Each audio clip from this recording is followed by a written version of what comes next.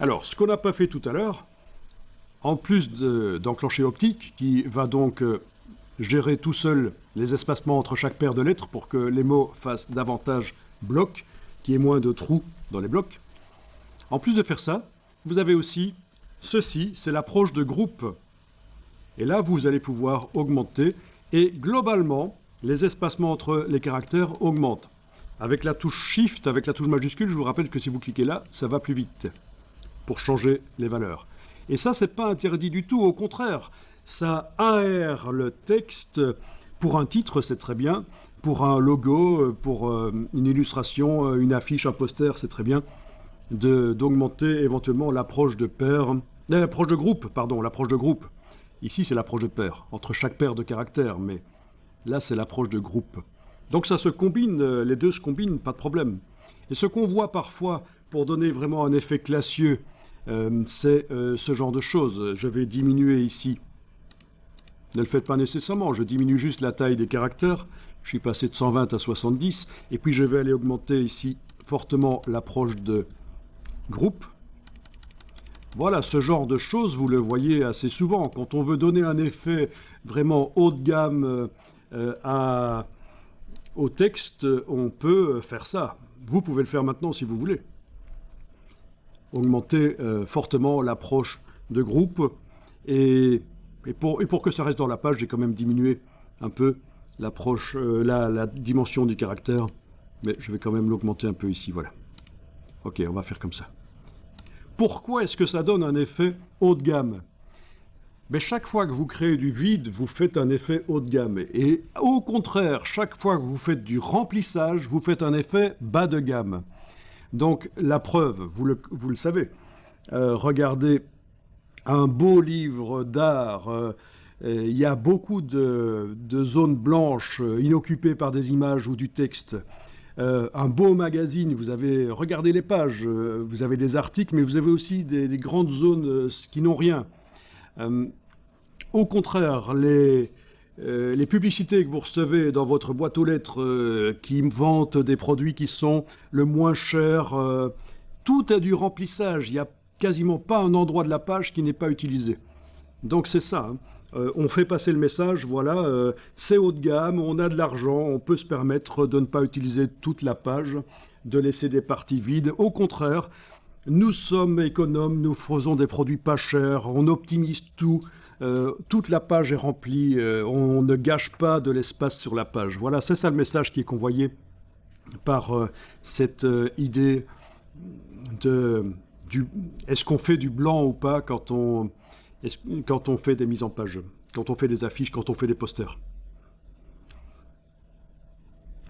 Alors ici, j'ai tapé dans Google « Blank space is not your enemy ». C'est le titre d'un livre sur le graphisme en fait. Je vais aller chercher ça par la partie image ici, voilà. Donc, c'est un livre qui vous explique justement que pour faire des belles affiches, des belles mises en page, des beaux livres, des beaux magazines, vous avez intérêt à utiliser l'espace blanc. Enfin, ils appellent ça ici white space, mais ça peut être aussi des fonds colorés, des parties, voilà. Donc, il faudrait que j'aille voir ça, si je peux vous montrer quelques pages de ce livre. Je ne pousse pas à l'acheter, bien sûr, c'est juste pour vous montrer que le sujet est tel que il y a même un bouquin qui a été écrit à destination des graphistes pour leur conseiller de bien utiliser les espaces vides pour ne pas avoir honte de créer des espaces vides dans leur mise en page. Il y a des exemples, pas énormément ici. Il faudrait que je trouve des exemples. Voilà, il montre des vieux exemples où il y a pas mal de vide, mais ce n'est pas le meilleur exemple. Donc je vous laisserai voir ça, de toute façon, sur la petite preview ici, et lire éventuellement. Mais voilà. Alors autre chose que je vais vous montrer.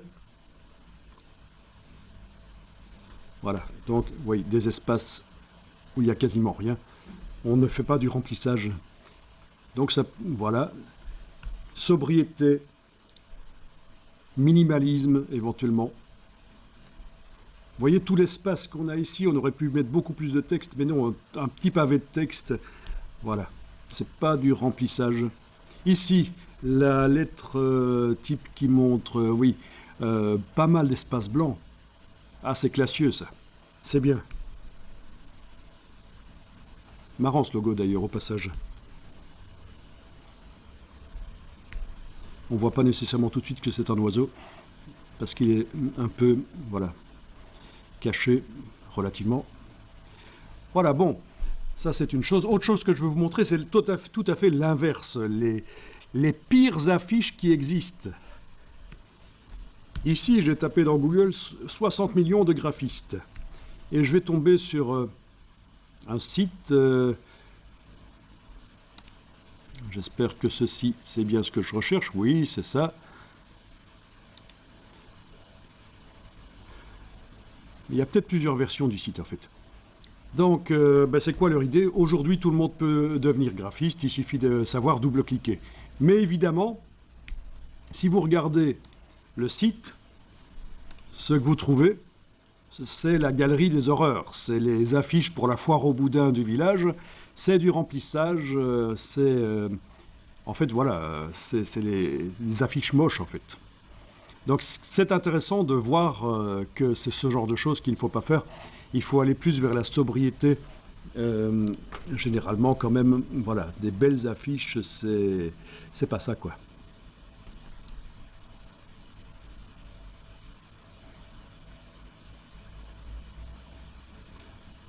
Bon, ok. Problème de lisibilité du texte qui est mis sur une image trop complexe. Je vous laisse voir, il y en a énormément. Il y en a énormément, évidemment, parce que tout le monde régulièrement photographie les affiches pourries qu'il trouve et va alimenter la galerie. Ah, il y a vraiment ce qu'il y a de pire. Bon, ok. Ah tiens, tant que j'y suis. Les exemples de mauvaises approches de peur. J'ai juste tapé ici bad kerning. Et ça aussi, si vous êtes abonné à des groupes Facebook ou autres, peu importe la plateforme, ou qui concernent le graphisme, et ce je vous conseille de faire, de vous abonner à des groupes, des forums, etc., sur plusieurs plateformes qui concernent le graphisme, vous allez recevoir des choses stimulantes pour l'imagination, des exemples de belles choses, mais aussi des choses rigolotes, des choses à ne pas faire. Et donc voilà quelques exemples de mauvaises approches de peur. Voilà, vous avez ici. En principe, c'est censé être Final Touch. FI, mais comme ça touche, ça vous fait Anal Touch. C'est pas génial. Bien sûr. Ah oui, ici vous avez Click Lovers, mais comme le C colle au L, ça fait Dick Lovers. Et je vous rappelle que Dick en anglais, c'est pas quelque chose de très glorieux. Ah oui, ici. Bon, ça tourne souvent autour du sexe, mais bon, voilà, c'est comme ça. Megaflix, le L et le I qui sont ensemble, ça fait Megafux. Donc faites gaffe quand même à ce genre de choses. Voilà. Il y en a plein d'exemples de mauvaises approches qui font finalement autre chose que ce que ça voulait dire. Voilà. Voilà. Kids Exchange.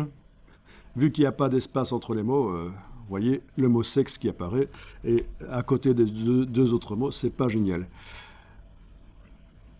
Il y en a plein d'exemples plus drôles les uns que les autres. Il y a un exemple que j'aurais voulu retrouver où ils ont expressément fait une mauvaise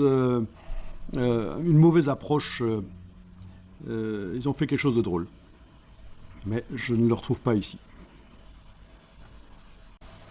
Oui. Je m'en lasserai pas, c'est tellement drôle. C'est souvent clic qui devient dick en plus. Voilà, je remarque. Quoi qu'il en soit, on est revenu sur notre exemple ici. Voilà. Approche de groupe, côté classieux, génial, bien.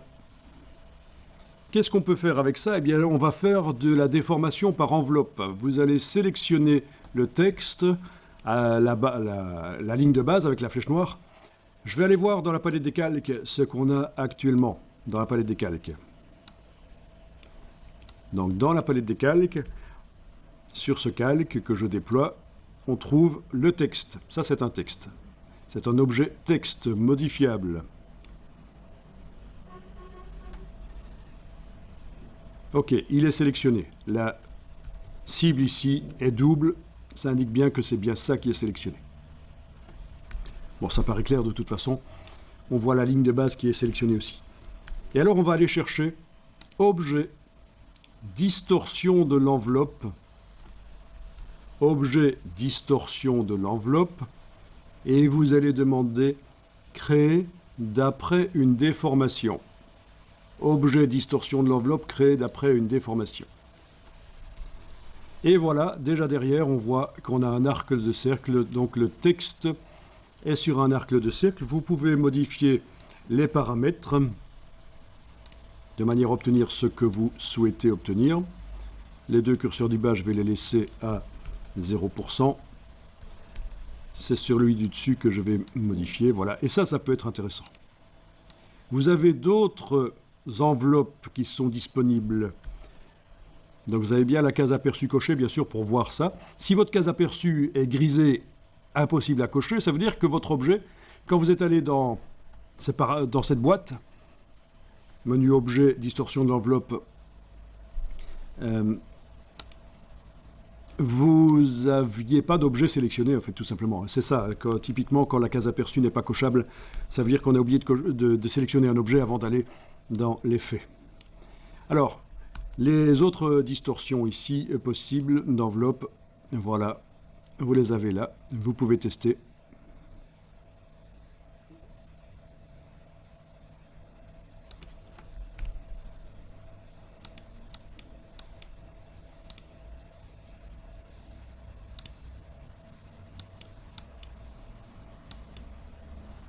Bien, je vais finalement prendre l'arc. La plupart du temps, c'est à ça que ça sert, c'est pour faire du texte en arc de cercle.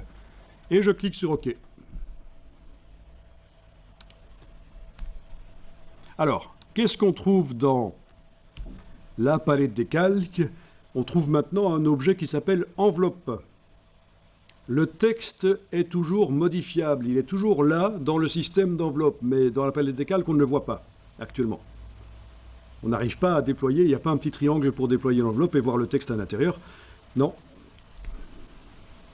Alors, on va enregistrer ceci avant de passer à la suite. Vous enregistrez ça et on va appeler ça texte enveloppe-01.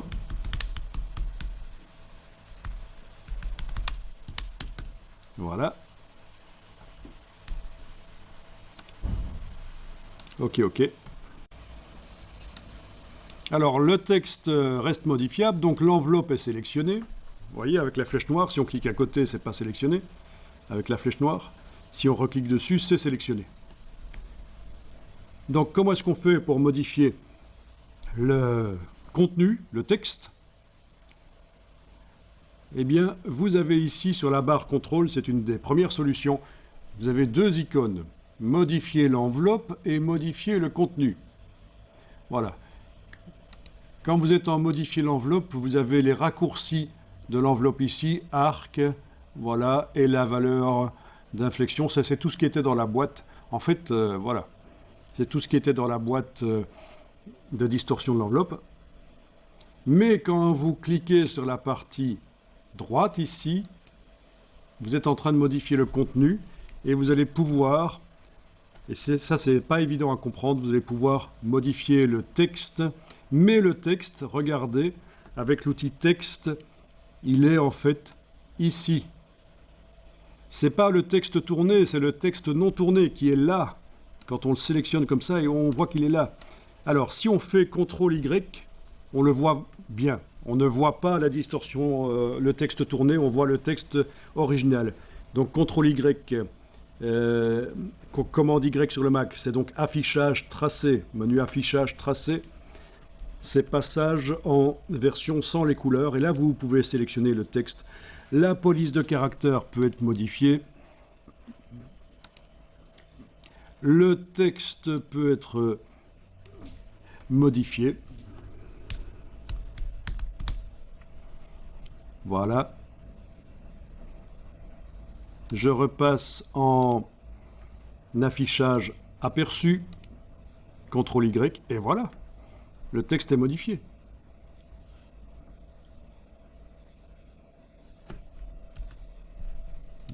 Voilà. Distorsion de l'enveloppe. Tous les paramètres sont là. On peut encore aller modifier dans la palette de contrôle l'inflexion.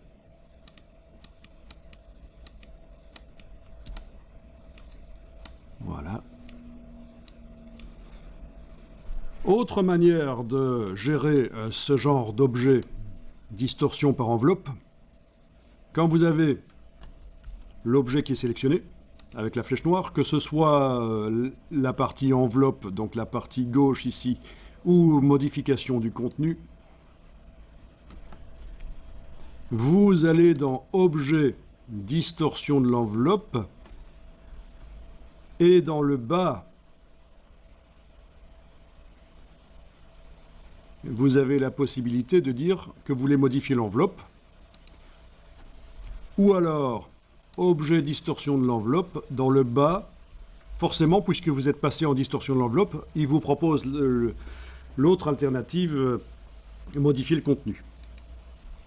Donc c'est l'équivalent des deux icônes qu'on a ici, en fait. Modifier l'enveloppe ou modifier le contenu. Ok, je suis en modification de l'enveloppe. Objet distorsion de l'enveloppe, on a aussi la possibilité de retourner dans pas les options de l'enveloppe. Ça, c'est le piège. Objet distorsion de l'enveloppe, réinitialiser d'après la déformation. Et ça réouvre la boîte. Et vous pouvez aussi modifier. Donc c'est le curseur qu'on trouvait là au-dessus dans le panneau contrôle.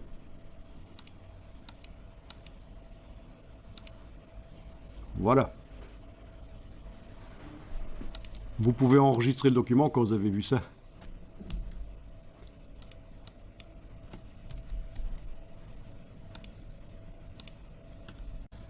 Voilà, après c'est vous qui gérez comment vous allez utiliser ça. Ici, ne le faites pas, je vais juste déplacer avec la touche Alt, voilà, et je vais dire que je modifie le contenu. Je vais faire CTRL Y pour voir le texte là où il est, voilà.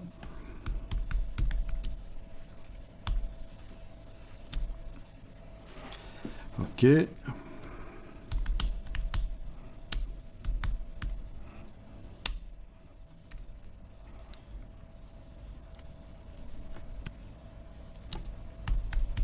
Bon, voilà, je tape n'importe quoi. Je sélectionne le texte. Il est peut-être un peu trop grand, là. Forcément. Touche Shift, je modifie dans la palette de caractères. Voilà. CTRL Y, je reviens. Et voilà, etc. Donc, c'est relativement de mauvais goût. Mais, pour certains... éventuellement pour certains travaux, voilà, ça peut le faire.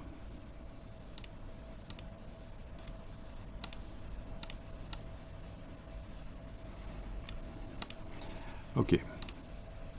Petite transformation manuelle sur l'enveloppe. Ok, voilà, ok. Après, c'est vous qui gérez dans quel contexte ça va être mis. Et pour ce qui est des distorsions par enveloppe, je pense que pour le texte, c'est bon. Le texte déformé par enveloppe, on peut dire qu'on a vu. Donc, si on veut changer la couleur du texte, je vais sélectionner l'enveloppe, indiquer que je modifie le contenu. Voilà. On a ici la couleur du texte.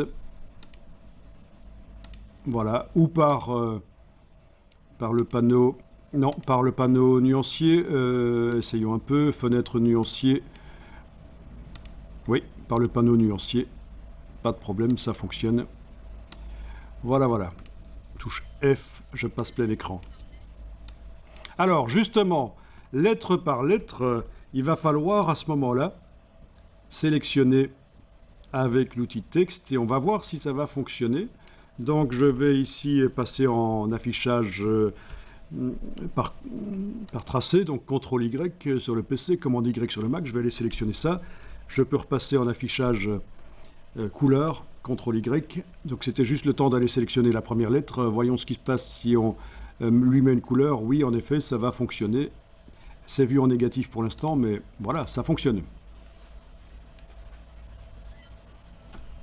Ici, on n'a pas de raison de pixeliser l'image et de revectoriser parce qu'on va obtenir la même chose, sauf qu'on obtiendra un texte vectorisé, non modifiable du coup. Donc si on a fait des erreurs, ce sera problématique. Donc il faut faire gaffe à ça, il faut utiliser vraiment le système de pixelisation, vectorisation quand ça se justifie et principalement quand on doit se débarrasser de contours blancs en fait, qui nous ont servi pour faire du graphisme.